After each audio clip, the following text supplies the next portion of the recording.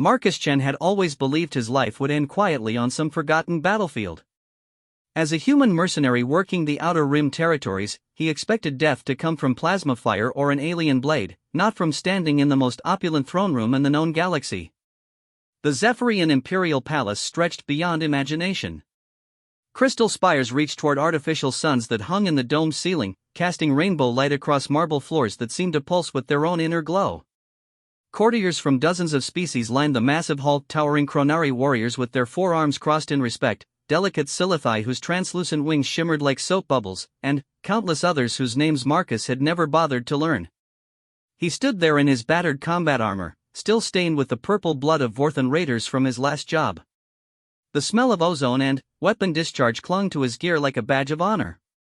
Around him, beings worth more than entire star systems whispered in languages that sounded like music or grinding metal, depending on the species. The massive doors at the far end of the throne room began to open with a sound like distant thunder. Every conversation died instantly. Every head turned toward the approaching figure, and Marcus felt his breath catch in his throat. Empress Lyralii Vexthera was beautiful in the way that supernovas were beautiful, magnificent and terrifying and utterly beyond mortal comprehension. She stood nearly 7 feet tall, her purple skin marked with silver patterns that seemed to move and flow like living tattoos. Her hair was the color of starlight, floating around her head as if she moved through water instead of air. 6 eyes, arranged in 2 rows across her face, glowed with an inner fire that had reportedly driven lesser beings mad with just a glance. She wore robes that seemed to be cut from the fabric of space itself, black material shot through with points of light that actually were tiny stars, held in place by technology that made human science look like cave paintings. Her crown wasn't metal or jewels but a construction of pure energy that crackled and hummed with power that made the air itself taste of lightning. Behind her walked her personal guard, the legendary Void Reapers. Each one stood 8 feet tall in armor that absorbed light itself, making them appear as walking holes in reality. Their weapons' energy sides that could cut through molecular bonds hummed with barely contained destruction. The Empress had ruled the Zephyrian Empire for over 300 years. Under her command, the Empire had expanded from a single star system to encompass nearly half the galaxy. She had personally led fleets that shattered entire civilizations, had stared down cosmic entities that existed between dimensions, and had once reportedly made a black hole stop spinning just by telling it to behave. And Marcus had absolutely no idea why she wanted to see him. 3 days ago, he'd been finishing up a contract on Zirion Prime, clearing out a Vorthan raider base that had been hitting merchant ships. It was routine work, the kind of job that paid well enough to keep his ship fueled and his weapons maintained. The Vorthans were tough but predictable. They relied on superior numbers and brute force, which made them dangerous to most species but merely annoying to a human who'd grown up learning that everything in the universe was bigger, stronger, and meaner than he was. Marcus had been packing up his gear when the Empress's personal courier ship had descended from orbit.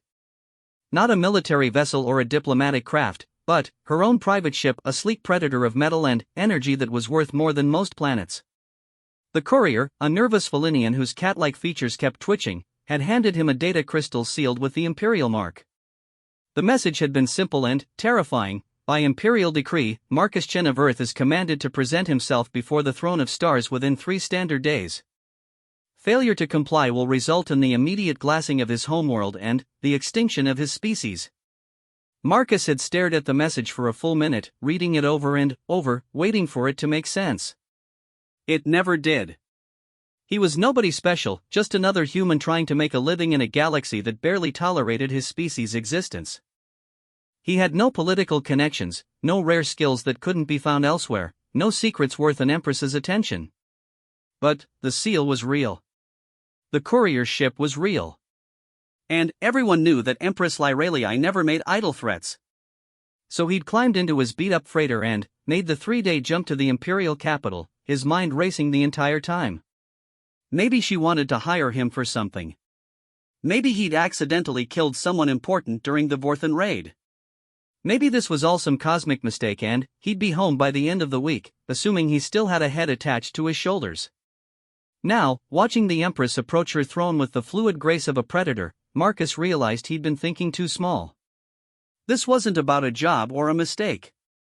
This was something else entirely, something that made his human instincts scream warnings he couldn't interpret. The Empress reached her throne, a construction of crystallized energy that seemed to exist in several dimensions simultaneously, but she didn't sit. Instead, she turned those 6 burning eyes directly on Marcus.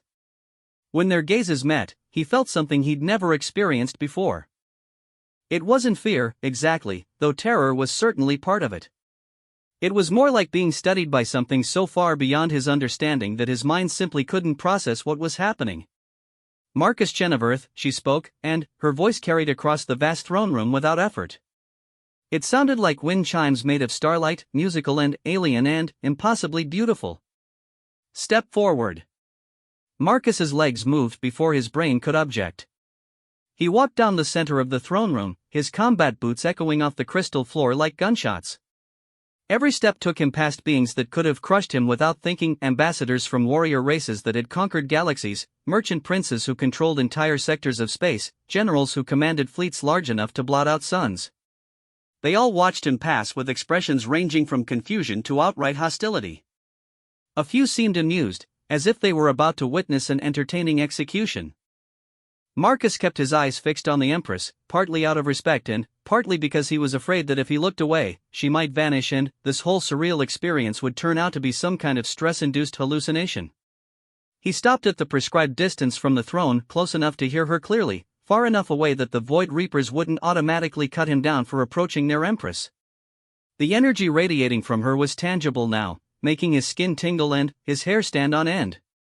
Up close, he could see that those moving patterns on her skin weren't tattoos at all, but actual lines of power flowing beneath her flesh like rivers of liquid starlight. "Do you know why you are here, human?" the Empress asked. Marcus swallowed hard. His mouth felt like it was full of sand, and his heart was hammering against his ribs like it was trying to escape. "No, Your Imperial Majesty," he managed. "I don't." A ripple of something passed through the assembled courtiers. Whispers in a dozen languages, the sound like wind through alien trees. Marcus couldn't understand most of them, but he caught enough to know they were discussing him, and none of it sounded particularly flattering. The Empress raised one hand, and the whispers died instantly. "You interest me, Marcus Chen," she said. "In 3 centuries of rule, I have encountered many humans. Most are unremarkable. They live brief lives, accomplish little of note, and fade from history like morning mist. But you." She paused, tilting her head as if listening to something only she could hear. Those 6 eyes never left his face, and Marcus had the uncomfortable feeling that she was reading his thoughts, his memories, maybe even his soul. "You have something the others lack," she continued. "Something that has caught my attention in ways I did not expect. "Tell me, human, what do you know of the ancient prophecies?" Marcus blinked. "Ancient prophecies, Your Majesty? I don't know anything about prophecies. I'm just a mercenary." The Empress smiled, and it was like watching a star being born. Beautiful and terrible and full of implications that Marcus couldn't begin to understand. "Just a mercenary," she repeated. "Yes, that is what makes this so intriguing." She stood from her throne, moving with that same liquid grace, and began to pace. Each step sent ripples of energy across the floor, and the assembled courtiers unconsciously stepped back, giving her more space. Even the Void Reapers seemed tense, their hands hovering near their weapons as if they expected threats to materialize from the very air. "There is an ancient text," the Empress said, her voice carrying easily across the silent throne room. "Written by the Oracle of Keth Moran before her species transcended physical existence. It speaks of a time when the galaxy will face its greatest threat, when the very fabric of reality will be torn asunder by forces from beyond the cosmic veil." Marcus felt a chill run down his spine. Ancient prophecies and cosmic threats were way above his pay grade. He dealt with pirates and raiders, not universe-ending disasters. "The prophecy speaks of a champion," the Empress continued. "One who will stand against the darkness when all others fall. One whose species is young and small and seemingly insignificant, but who possesses a spark of something that the ancient powers recognize." She stopped pacing and turned to face him again. This time, when their eyes met, Marcus saw something in her expression that he hadn't noticed before. Not just power or authority, but something almost vulnerable. almost hopeful. That champion, Marcus Chen, is human. And, according to the oracle's vision. She paused, and the entire throne room seemed to hold its breath. That champion is you. The silence that followed was so complete that Marcus could hear his own heartbeat. He stared at the Empress, waiting for the punchline or the revelation that this was all some elaborate test. When neither came, he finally found his voice. Your Majesty, he said carefully, I think there's been a mistake. I'm nobody special. I've never saved any worlds or fought cosmic entities. I just try to stay alive and do my job. The Empress's smile widened. And that, Marcus Chen, is exactly why the prophecy chose you. Before Marcus could ask what she meant, she turned to address the assembled court. Her voice rang out like a bell, carrying to every corner of the vast throne room. Citizens of the Empire, she announced. Nobles and ambassadors, generals and merchants, beings of every world and species under our protection. You have come here today expecting routine court business. Instead, you will witness history. The murmur that ran through the crowd was louder this time, excited and nervous. Marcus felt like he was standing at the center of a storm that was about to break, and he had no idea which way the wind was going to blow. The ancient prophecies are beginning to fulfill themselves, the Empress continued. The signs are clear to those who know how to read them. The Dark Fleet has been spotted at the edge of the Andromeda Galaxy. Reality tears have been detected in 3 separate sectors. And the Void Singers have begun their lamentations, mourning for worlds that have not yet died. A chill ran through the assembled courtiers. Marcus didn't recognize all the references, but he knew enough galactic history to understand that the Empress was talking about things that shouldn't exist, forces that belonged in nightmare and legend rather than the real world. In these dark times, the Empress said, the Empire needs strength. It needs unity. It needs hope. She turned back to Marcus, and now there was no mistaking the intensity in her gaze. And it needs the champion the prophecy has provided. Marcus opened his mouth to protest again, to explain that there had obviously been some cosmic mix-up, but the Empress wasn't finished. Therefore, she announced, her voice carrying across the throne room like the crash of thunder, by the power invested in me as ruler of this empire and defender of the galaxy, I hereby name Marcus Chen of Earth as my imperial consort and co-ruler of the Zephyrian Empire. The reaction was immediate and explosive. Shouts of outrage and disbelief erupted from every corner of the throne room. Several of the more volatile species began gesturing aggressively, their translators working overtime to convert alien curses into standard galactic. A few of the smaller species actually fainted, overcome by the shock of what they'd just heard. Marcus himself felt like the floor had just dropped out from under him. Imperial consort? Co-ruler? This had to be some kind of fever dream brought on by too much synthetic coffee and not enough sleep. Your Majesty, he said, his voice barely audible over the chaos, I think the decision is made. The Empress cut him off, her voice somehow cutting through the noise like a blade. The ceremony will take place in 7 days, giving our guests time to adjust to this new reality. She looked out over the assembled courtiers, and her expression was no longer merely beautiful or terrible. Now it carried the weight of absolute authority, the kind of power that had conquered half the galaxy and wasn't about to be questioned by anyone. Anyone who objects to my choice, she said, her voice dropping to a dangerous whisper that somehow carried to every corner of the room, is welcome to challenge it in the traditional manner. The throne room fell silent again. Marcus didn't know what the traditional manner was, but, from the way everyone suddenly looked uncomfortable, he suspected it involved unpleasant things happening to people who disagreed with the Empress. Marcus Chen, the Empress said, turning back to him with that radiant, terrifying smile, you will be escorted to your new quarters in the palace. We have much to discuss before the ceremony. Before Marcus could respond, 2 of the Void Reapers stepped forward. Up close, they were even more intimidating, walking gaps in reality that made his eyes water to look at directly. One of them gestured toward a side door with a hand that seemed to absorb light. Go, the Empress said. Rest. Prepare yourself. Tomorrow, we begin your education in the ways of imperial power. Marcus wanted to argue, to explain, to make her understand that this was all a terrible mistake. But something in her expression stopped him. behind all the power and authority and alien beauty, he saw something that looked almost lonely. As if she'd been waiting for this moment for longer than he could imagine. So instead of arguing, he bowed as low as he could without falling over. "Yes, Your Majesty," he said. As the Void Reapers escorted him from the throne room, Marcus caught fragments of whispered conversations from the departing courtiers. Most of it was in languages he didn't understand, but he picked up enough to know that his life had just become infinitely more complicated. Behind him, he could feel the Empress's 6 eyes watching his retreat, burning into his back like twin suns. And, somewhere in the back of his mind, a small voice was whispering that maybe, just maybe, this wasn't a mistake after all. Maybe it was exactly what the galaxy needed. Consort, leaving the entire royal court stunned. The imperial quarters were larger than Marcus's entire ship.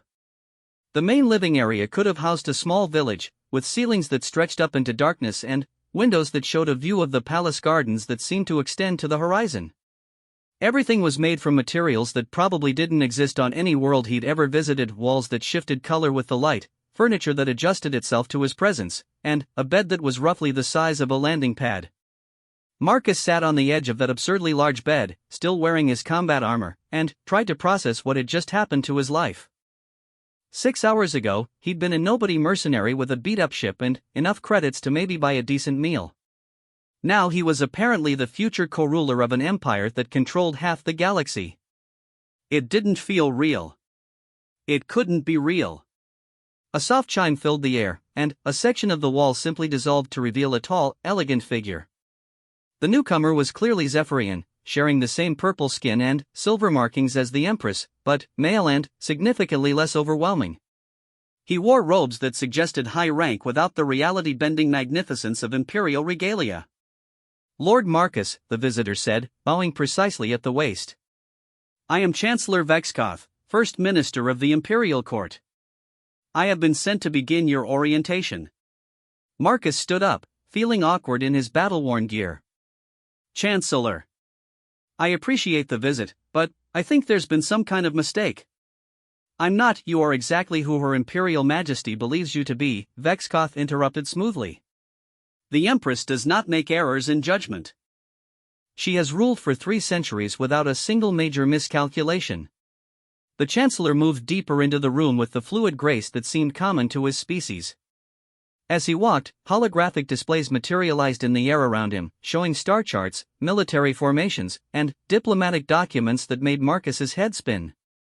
"Perhaps it would help if you understood the situation more completely," Vexkoth continued.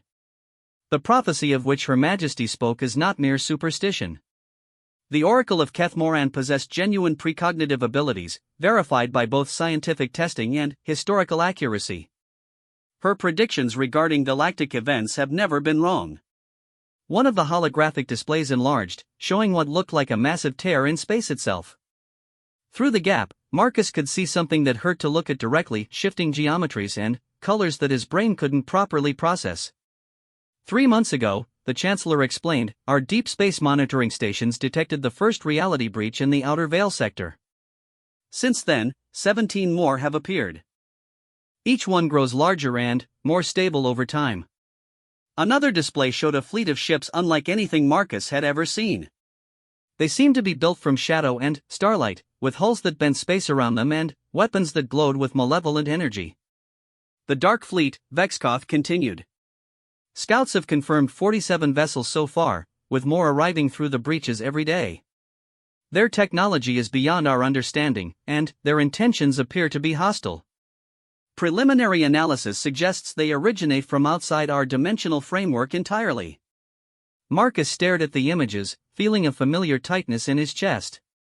It was the same feeling he'd had before every major battle of his career, the moment when he realized that the situation was much worse than anyone had initially believed. "What do they want?" he asked. "Unknown. They have not responded to any diplomatic overtures. They simply observe. And build. And wait." The Chancellor gestured, and the displays shifted to show detailed scans of the alien vessels. "What we do know is that their arrival coincides perfectly with the timeline given in the Oracle's prophecy." Marcus rubbed his temples, feeling a headache building behind his eyes. And this prophecy says I'm supposed to fight them? Not fight them, Vexkoth corrected. Unite the galaxy against them. According to the Oracle's vision, the Dark Fleet cannot be defeated by any single empire or species. Victory requires an alliance of all sentient life, working together with perfect coordination. And, you think I can do that? A human mercenary with no political experience and a ship that's held together with prayer and spare parts? The Chancellor's expression grew thoughtful. Tell me, Lord Marcus, what do you know about human military history? Marcus shrugged. Basics.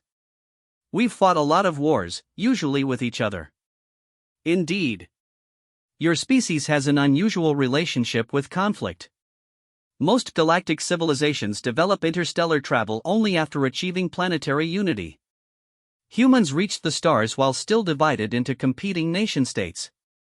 This was initially seen as a sign of primitive development.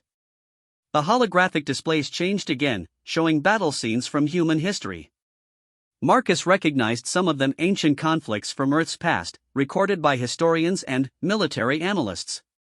However, Vexkoth continued, prolonged observation revealed something remarkable. Humans do not simply fight wars. They learn from them. Every conflict teaches your species new methods of organization, new strategies for cooperation, new ways to overcome seemingly impossible odds. The images shifted to more recent events: human mercenary units working alongside alien military forces, human diplomats mediating disputes between species that had been enemies for centuries, human engineers solving technical problems that had stumped entire civilizations. Your species possesses a unique combination of adaptability and stubbornness, the Chancellor explained. You refuse to accept that any situation is truly hopeless, and you have a remarkable ability to forge alliances with former enemies when faced with external threats. Marcus was beginning to see where this was going. You think humans can unite the galaxy because we've had practice uniting ourselves? Precisely. But, more than that, you personally have experience that most beings lack. You have worked with dozens of different species, in situations where cooperation meant survival and failure meant death. You understand how to communicate across cultural barriers, how to find common ground between natural enemies. The Chancellor waved his hand, and the display shifted to show Marcus's own service record. It was surprisingly detailed, tracking every job he'd taken over the past 5 years. Contract disputes settled through negotiation rather than violence. Rescue operations where human, alien, and artificial intelligence had worked together seamlessly.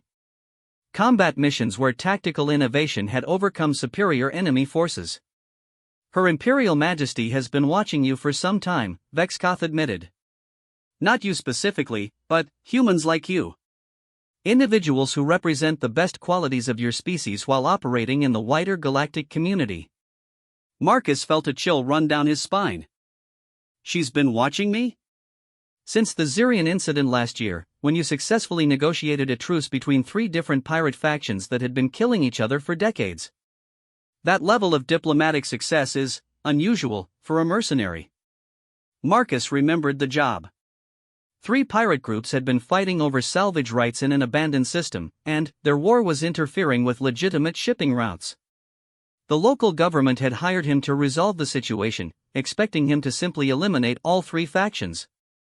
Instead, Marcus had spent 2 weeks talking to their leaders, learning their grievances, and finding a solution that let everyone save face while dividing the territory fairly. It had seemed like common sense at the time.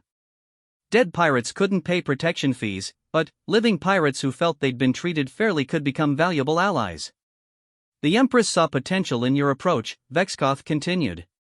But it was the Vorthan raid 3 days ago that convinced her you were the one the prophecy described.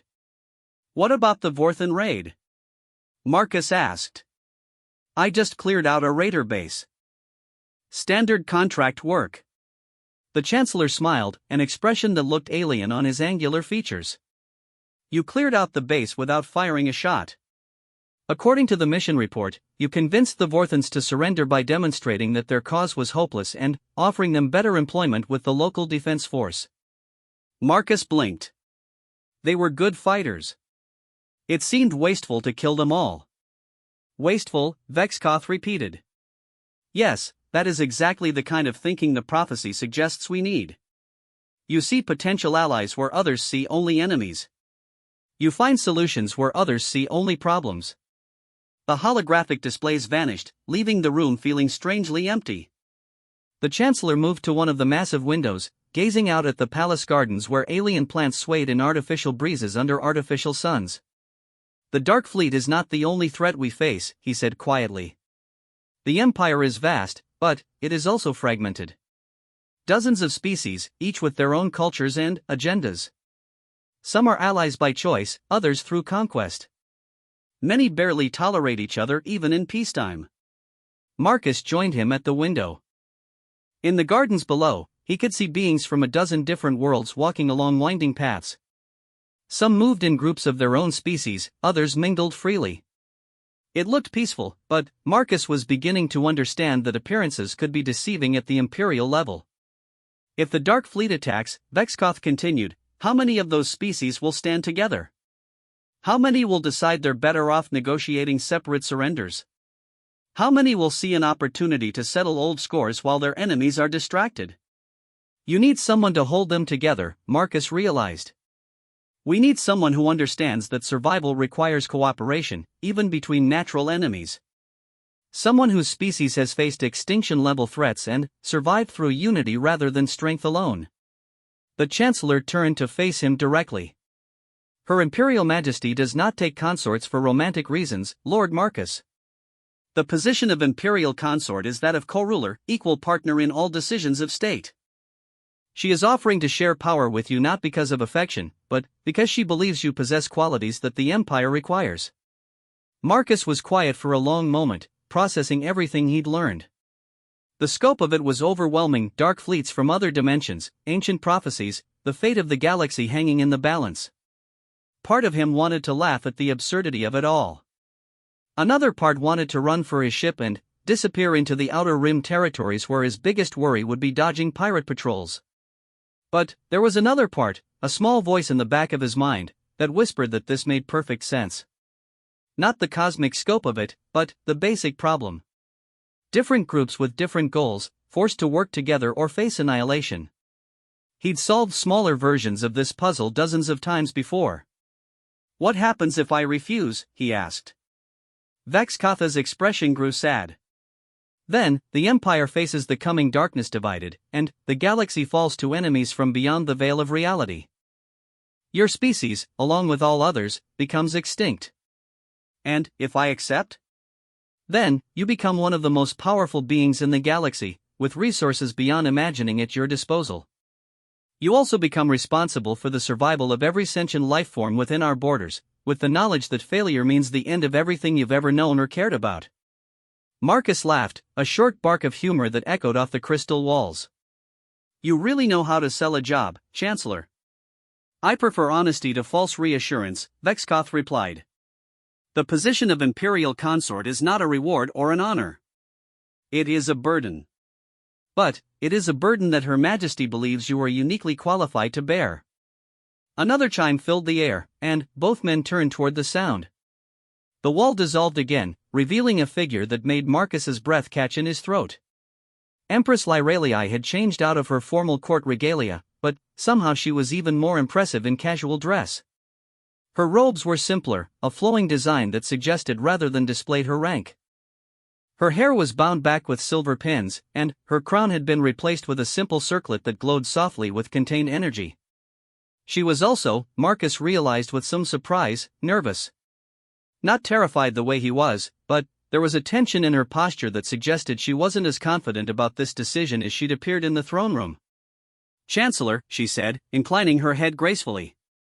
"I trust Lord Marcus's orientation is proceeding satisfactorily?" "His lordship is a quick study, Your Majesty," Vexkoth replied, bowing deeply. "I believe he understands the situation." "Excellent." The Empress turned those 6 burning eyes on Marcus, and he felt that same overwhelming sensation of being studied by something beyond his comprehension. "Then, perhaps we should discuss the immediate practical matters." She moved to a seating area that Marcus hadn't noticed before, chairs and couches arranged around a low table that seemed to be carved from a single enormous crystal. As she sat, the furniture adjusted itself to accommodate her height and posture with smooth, silent efficiency. Marcus and the Chancellor joined her, settling into chairs that were surprisingly comfortable despite being made from what looked like crystallized light. The Empress gestured, and a service appeared as if from nowhere, delicate cups filled with a steaming liquid that smelled like cinnamon and starlight, served by mechanical constructs so elegant they seemed more like living art than machines. The wedding ceremony, she began without preamble, will take place in 6 days. This gives us time to address the most immediate political complications while allowing the court to adjust to the new reality. Marcus nearly choked on his drink. Wedding ceremony? Imperial consort is not merely a political title, the Empress explained calmly. It requires formal marriage bonds recognized by both law and tradition. The ceremony will be broadcast across the empire, demonstrating unity between human and Zephyrian leadership. Your Majesty, Marcus said carefully, I understand the political necessity, but we barely know each other. Isn't this moving a little fast? The Empress tilted her head, studying him with an expression that might have been amusement. Lord Marcus, I am over 300 years old. I have ruled an empire, commanded fleets, and negotiated with cosmic entities. In that time, I have learned to make decisions quickly when the situation demands it. She leaned forward slightly, her voice taking on a more personal tone. I am also immortal, barring accident or violence. If we are to work together to save the galaxy, we will have centuries to become better acquainted. Marcus set down his cup with hands that were only slightly shaking. Immortal. Of course she was immortal. Why wouldn't the Empress of half the galaxy be immortal? What about me? He asked. Humans live maybe 80 years if we're lucky. Zephyrian medical technology can extend that considerably, she replied. Life extension treatments could give you several centuries, possibly more. The bonding process itself confers certain benefits that will enhance your natural abilities. Vexkoth cleared his throat delicately. Perhaps it would be helpful to explain the bonding process in more detail, Your Majesty. The Empress nodded. Imperial marriage among my people involves both legal ceremony and psychic connection. The bonding links our minds, allowing us to share thoughts, emotions, and experiences. It will give you access to my knowledge and abilities, while allowing me to understand human psychology in ways that no amount of study could provide. Marcus felt his world tilt sideways again. Psychic bonding? Shared minds? He was rapidly moving beyond his comfort zone and into territory that belonged in science fiction novels rather than real life. Is it permanent? He asked. The legal bonds can be dissolved if both parties agree, the Empress said. The psychic connection is more complicated. It fades over time if not actively maintained, but the process of separation can be unpleasant for both individuals involved. Define unpleasant. Vexkoth answered. Bonded pairs who separate often experience severe depression, disorientation, and, in some cases, complete personality fragmentation. It is not recommended except in extreme circumstances. Marcus stared at them both, trying to process what he was hearing. They were asking him to not only become co-ruler of a galactic empire, but to permanently link his mind with an immortal alien empress in order to fight threats from another dimension. 6 months ago, his biggest worry had been whether he could afford to replace his ship's aging life support system. I need time to think about this, he said finally. The Empress nodded. Of course. But I should point out that time is a luxury we may not have much of. She gestured, and new holographic displays appeared in the air between them. Our deep space monitors detected 3 new reality breaches in the past 12 hours. The Dark Fleet is expanding faster than our projections suggested. The images showed the tiers in space growing larger, stabilizing into permanent gateways.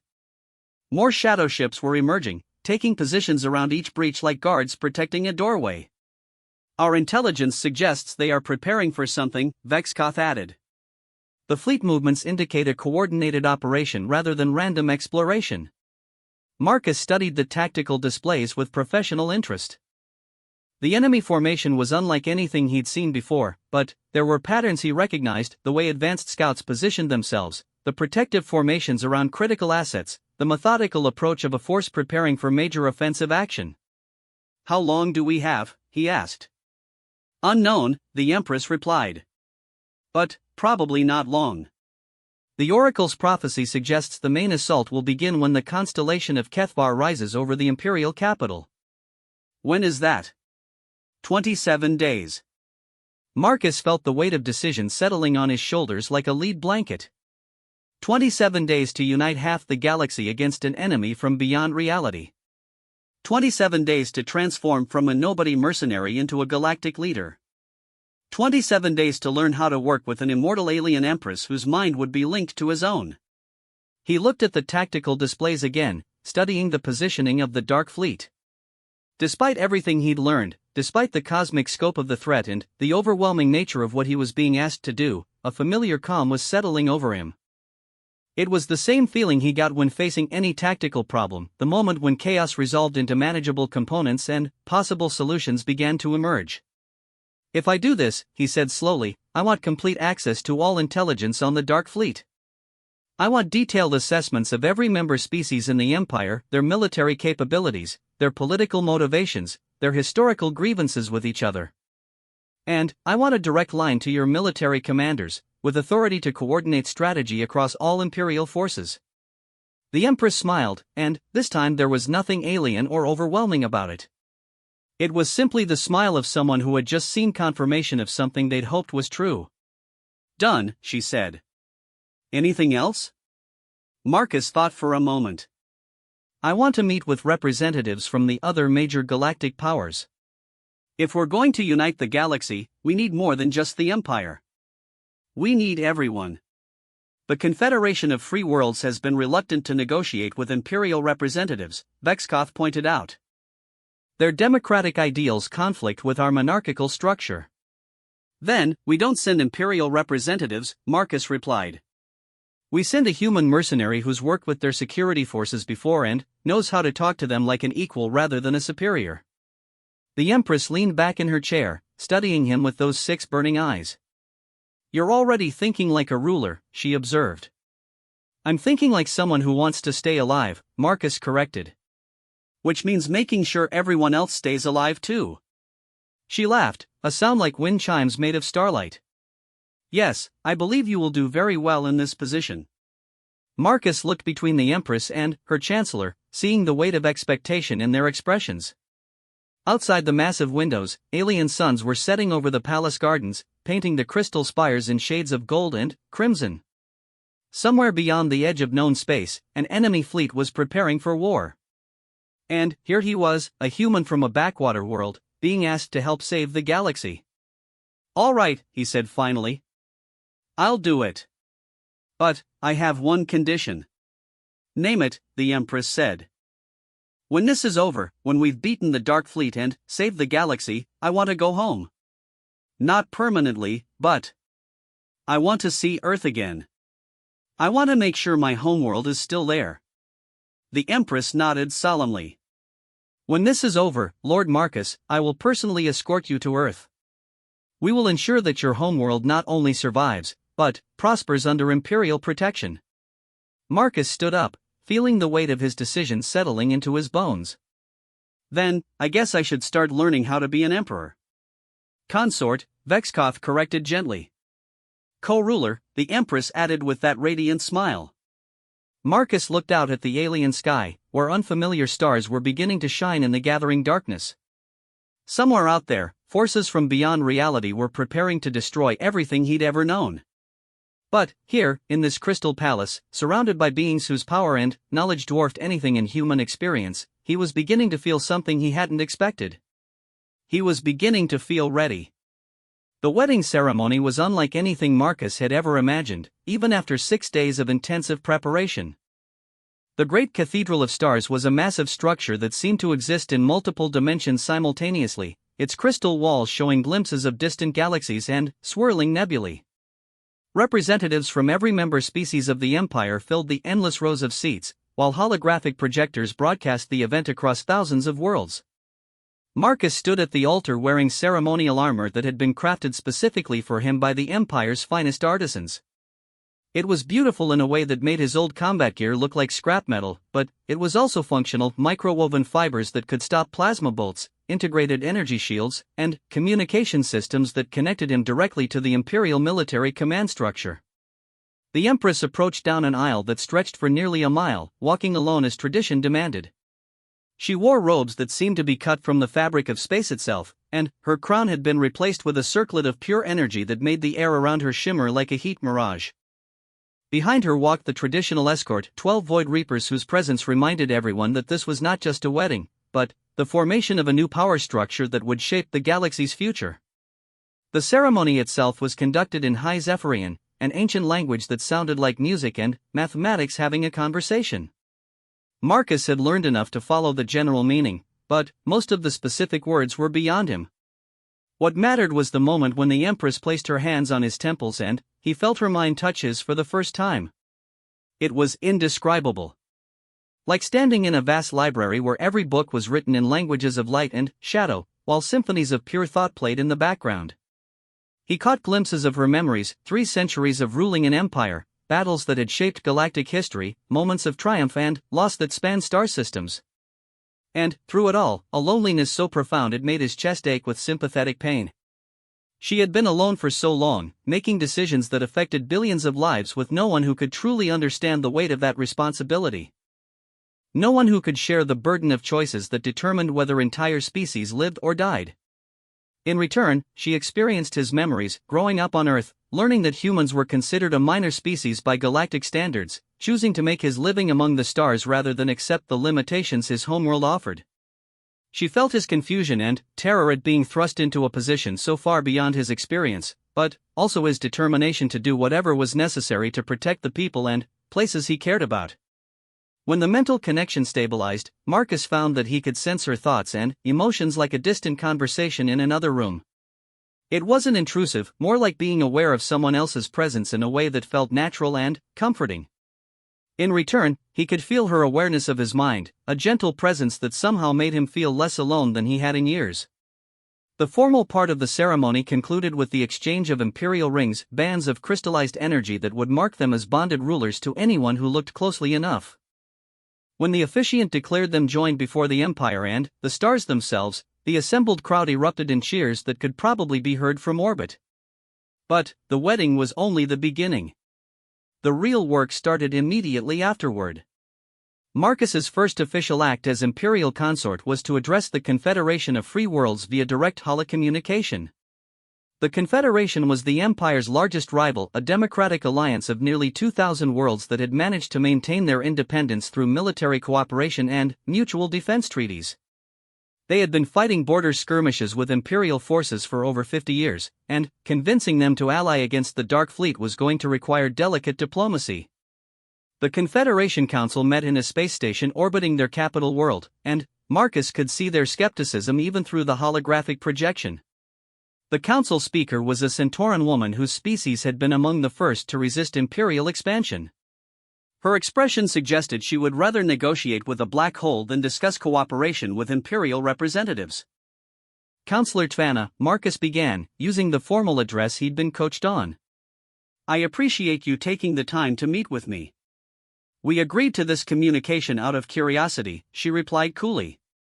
The human consort is an unexpected development. But, do not mistake our curiosity for willingness to negotiate with Imperial forces. Marcus nodded. I understand your position. The Empire and the Confederation have been enemies for decades. But, I'm not here as an Imperial representative. I'm here as someone who's seen the intelligence reports on the Dark Fleet, and I'm asking you to look at the same data. He gestured, and tactical displays materialized in the space between them. The images showed the reality breaches, the shadow ships, the steadily growing enemy fleet that now numbered in the hundreds. Marcus had spent hours with Imperial analysts going over every detail, and what he'd learned had convinced him that this was beyond any single government's ability to handle. This isn't a political problem, he continued. It's an existential threat. These ships aren't from our galaxy or our dimension. They're not interested in negotiation or territorial compromise. Based on their observed behavior, they appear to be conducting systematic reconnaissance for a full-scale invasion. Counselor Tvana studied the displays with professional interest. Assuming this intelligence is accurate, why should we trust Imperial analysis? Your government has been spreading propaganda about external threats for decades. Because I've been there, Marcus replied. 3 days ago, I took a small task force to investigate one of the reality breaches up close. We got within sensor range of their fleet. The displays changed to show Marcus's own reconnaissance mission. He'd convinced the Empress to let him lead a stealth probe, using modified scout ships that could approach the enemy without being detected. What they'd found had convinced him that the situation was even worse than the official reports suggested.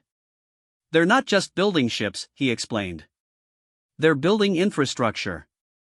Massive construction platforms, resource processing stations, what looks like permanent forward bases. This isn't an exploration fleet. It's an invasion force preparing for extended operations. The Confederation counselors exchanged glances. Marcus could see them processing the implications, their skepticism beginning to give way to concern. More importantly, he continued, they detected our presence despite all our stealth technology. One of their ships followed us back toward Imperial space before breaking off. They know we're here, they know we're watching them, and they're letting us watch because they don't consider us a threat. That got their attention. Marcus could see the change in their expressions the moment when political considerations gave way to military realities. What do you propose? Counselor Tvanna asked. A defensive alliance, Marcus replied. The Empire and the Confederation working together, along with any other galactic power willing to contribute forces. We share intelligence, coordinate military planning, and present a united front against an enemy that wants to destroy all of us equally. And, after the Dark Fleet is defeated? What happens to this alliance then? Marcus had been expecting that question. It was the logical concern of any democratic leader, the possibility that temporary military cooperation could become permanent imperial domination. Then, we go back to our normal relationship, he said. The Empire maintains its territory, the Confederation maintains its independence, and we probably go back to shooting at each other over trade disputes and border rights. But, at least we'll still exist to have those arguments. The council speaker was quiet for a long moment, considering his words. Marcus could feel the Empress's presence in the back of his mind, a warm sense of approval at his approach. She had coached him on Confederation psychology, but the words he was using were his own. You speak reasonably for an imperial representative, Tvanna said finally. But reasonable words do not necessarily translate to reasonable actions. If we were to agree to such an alliance, what guarantees could you offer that imperial forces would not use this cooperation as an opportunity to establish permanent military positions within Confederation territory? Marcus smiled. Because I'll personally guarantee it. I'm not just the imperial consort, I'm also a human being from a species that values independence above almost everything else. If imperial forces try to establish permanent bases in Confederation territory after this crisis is over, they'll have to go through me to do it. That sparked a murmur of surprised conversation among the counselors. Marcus could see them reassessing him, trying to figure out whether this human really would stand up to the Empress if necessary. Besides, he added, the Empire already controls half the galaxy. Why would we want the headache of trying to govern the other half? Democratic worlds are notoriously difficult to administrate, even for people who understand democratic principles. Counselor Tvanna actually smiled at that. An interesting perspective, Lord Marcus. We will discuss your proposal and provide an answer within 3 days. The connection closed, leaving Marcus alone with the holographic displays still showing the growing Dark Fleet. He'd done what he could with words and diplomacy. Now it was time for the more direct approach. The next phase of his plan required him to leave the palace, which meant arguing with the Empress about security protocols. The conversation took place in the Imperial War Room, a massive chamber filled with tactical displays that showed the real-time status of every military asset in the Empire. Generals and admirals from a dozen different species stood around holographic battle maps, planning defensive strategies that might buy them enough time to organize proper resistance. Absolutely not, the Empress said firmly when Marcus explained what he wanted to do. The intelligence you've gathered is valuable, but it does not require you to personally lead reconnaissance missions into hostile territory. The reconnaissance missions aren't the important part, Marcus replied. I need to visit the frontier worlds, the ones that are closest to the reality breaches. These are the people who will bear the brunt of any invasion. They need to see that their government takes the threat seriously enough to send the Imperial Consort himself. He gestured to the tactical displays showing the border regions. Most of the frontier worlds were military outposts or mining colonies, populated by beings who had chosen to live on the edge of known space either because they valued independence or because they had nowhere else to go. These worlds have been ignored by the central government for decades, Marcus continued. They have minimal military protection, outdated equipment, and no reason to believe that anyone in the capital cares whether they live or die. If the Dark Fleet attacks, they'll be the first to be overrun, and right now they have no reason to fight for an empire that's never fought for them. Admiral Korthak, a massive saurian whose species had evolved from predatory dinosaurs, gestured toward the displays with one clawed hand. Lord Marcus raises a valid point. Our intelligence indicates that frontier loyalty to the Empire is questionable. Several colonies have already begun evacuation procedures without authorization. If they evacuate, Marcus said, we lose our early warning network and our forward defensive positions. But, if they stay and fight, we need them to believe they're not being abandoned. The Empress was quiet for several moments, her 6 eyes studying the tactical situation. Marcus could sense her thoughts through their mental link, concern for his safety warring with recognition that his logic was sound. Very well, she said finally. But, you will take a full escort squadron, and you will limit your visits to worlds that are not in immediate danger. Agreed, Marcus replied, though he was already planning to interpret immediate danger rather liberally. The Frontier Tour took him to 15 worlds in 10 days, traveling aboard the ISS Starbreaker, an Imperial dreadnought that was large enough to serve as a mobile command center. Each world he visited presented unique challenges, but the basic problem was always the same: convincing beings who had been ignored by central authority to risk their lives for an empire that they had never felt truly belonged to them. On Zirion 7, a mining colony populated mainly by Korthak refugees, Marcus addressed a crowd of workers who had lived through 3 different government changes without seeing any improvement in their living conditions. He spoke to them not as an imperial representative, but as someone who understood what it meant to be considered expendable by beings in distant seats of power. I know you don't have any reason to trust the Empire, he told them, standing on a platform made from repurposed mining equipment while acidic rain fell from the hostile sky above. I know promises from the capital have been broken before. But this isn't about loyalty to government. This is about survival. He activated a portable holographic projector, showing them the same tactical displays he'd shown the Confederation Council. The Dark Fleet isn't going to ask about your citizenship status before they destroy your homes. They're not interested in political negotiations or territorial compromise. They want to eliminate all sentient life in this galaxy, starting with the frontier worlds that can't defend themselves. The crowd was hostile at first, but, as Marcus continued talking, he could see their attitudes beginning to shift. These were beings who understood existential threats, they lived with them every day. The possibility of invasion by extra-dimensional forces was just another danger to be faced and survived. The Empire is offering military support, updated defensive equipment, and evacuation assistance for civilians, Marcus continued. But we need you to hold the line long enough for reinforcements to arrive. We need you to be the early warning system that gives the rest of the galaxy time to prepare. An elderly Korthak worker, her scales scarred from decades of mining accidents, raised a clawed hand. And what happens to us after this fleet is defeated? Do we go back to being forgotten until the next crisis? Marcus looked her directly in the eyes. I can't promise you that the Empire will suddenly become perfect. But I can promise you that as long as I have any influence in the Imperial government, frontier worlds will have advocates in the capital. You won't be forgotten again. It wasn't everything they wanted to hear, but it was honest, and honesty was something they weren't used to from government representatives. By the time Marcus left Zirion 7, the Colonial Defense Force had agreed to remain in position and coordinate with Imperial military planners. Similar conversations took place on world after world. Marcus spoke to corporate executives on industrial planets, tribal leaders on primitive worlds that had only recently achieved spaceflight, military commanders on fortress worlds that had been defending the frontier for decades. Each conversation required a different approach, but the core message remained the same: the galaxy was facing a threat that made all their normal conflicts irrelevant.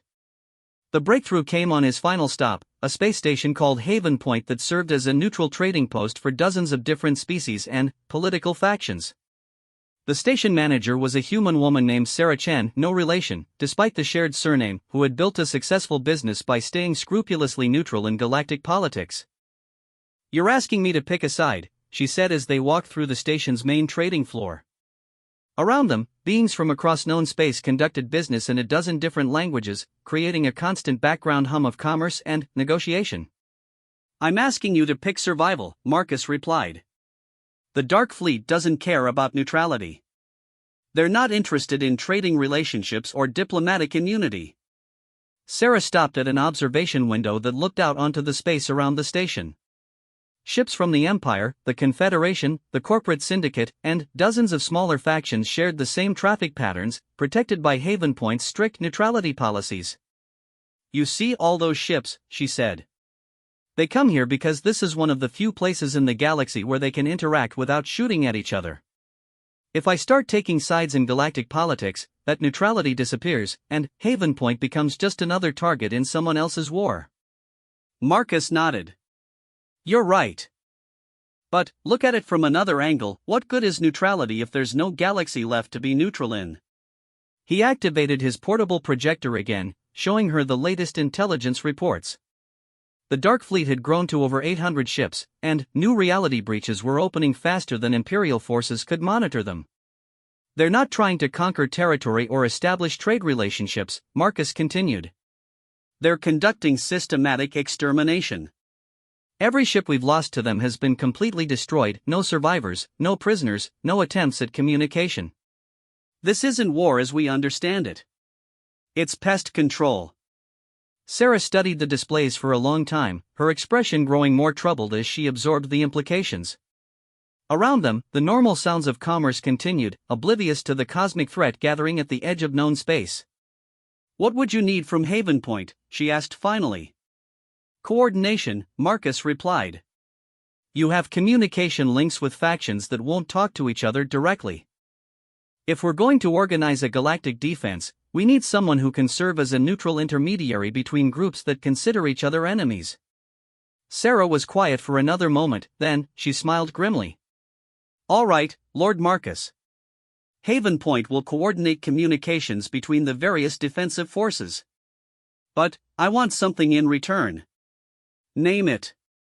"When this is over, I want a formal treaty guaranteeing Haven Point's continued neutrality.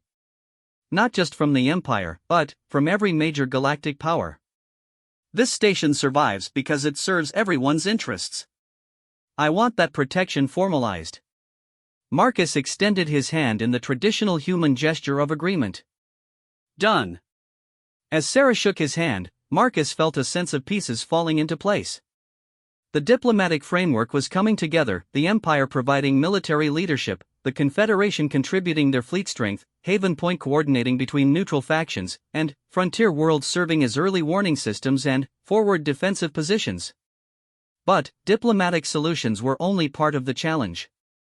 The real test would come when the Dark Fleet finally made their move. That test came sooner than anyone expected. Marcus was still aboard the Starbreaker, heading back toward the Imperial capital, when the emergency alert sounded throughout the ship. The bridge erupted in controlled chaos as tactical officers processed incoming data from deep space monitoring stations. "What is it?" Marcus demanded as he arrived on the bridge.